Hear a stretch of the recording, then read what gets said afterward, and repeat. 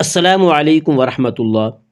آج سے انشاءاللہ ہم اپنے چینل پر عربی زبان صحیح طور پر سیکھنے اور بولنے کے لیے علم نحو کے کلاس شروع کریں گے۔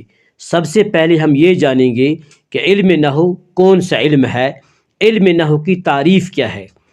علم نحو کی تعریف: علم نحو وہ علم ہے جس سے کلمات کو جوڑنے کا طریقہ معلوم ہو اور ہر کلمے کے آخری حرف کا اعراب معلوم ہو، یعنی آخری حرف پر زبر، زیر، پیش، ان تین حرکتوں میں سے کون سی حرکت ہے۔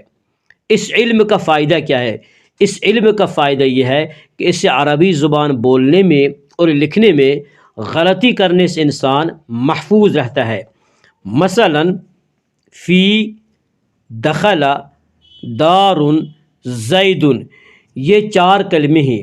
اب ان چاروں کلموں کو جوڑ کر ایک جملہ بنانا اور اس کو صحیح طور پر ادا کرنا، یہ علم نحو سے حاصل ہوتا ہے۔ علم نحو کو وضع کس نے کیا ہے؟ اس علم کے وضع کرنے والے حضرت علی المرتضیٰ رضی اللہ تعالی عنہ ہیں۔ حضرت علی رضی اللہ تعالی عنہ کے حکم سے ابو الاسود الدولی نے باقاعدہ اس علم کی تدوین کی، یعنی اس علم کو جمع کیا۔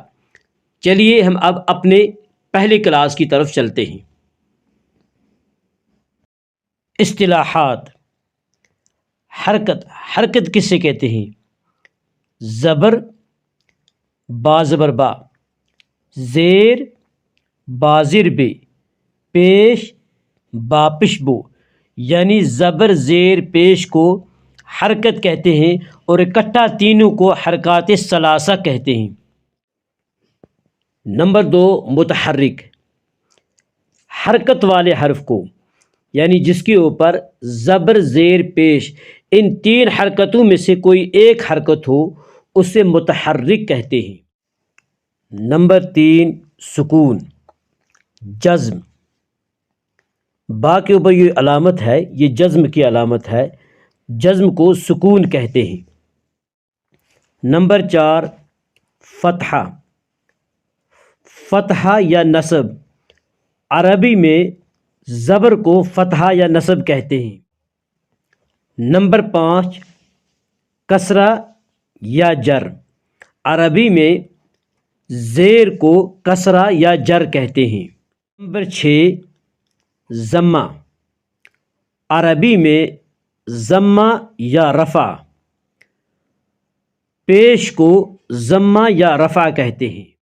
نمبر 7، تنوین: دو زبر، دو زیر اور دو پیش کو تنوین کہتے ہیں۔ دو زبر، دو زیر اور دو پیش کو تنوین کہتے ہیں۔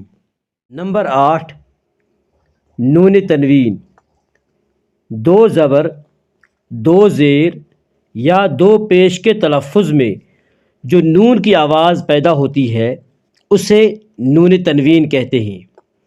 مثلاً حمز دو پیش ان، حمز نون پیش ان، حمز دو زیر ان، حمز نون زیر ان، حمز دو زبر ان، حمز نون زبر ان۔